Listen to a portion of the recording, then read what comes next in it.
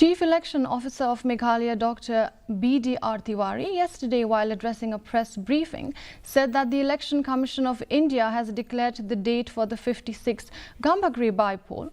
The date for the by-polls is on 13th of November 2024 and the counting will be held on 23rd November 2024.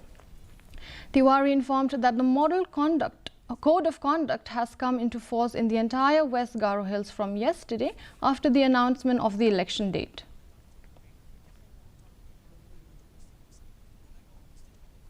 So schedule is as follows.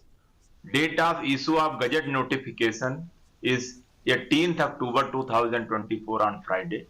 Last date of making nomination will be on 25th October 2024 on Friday.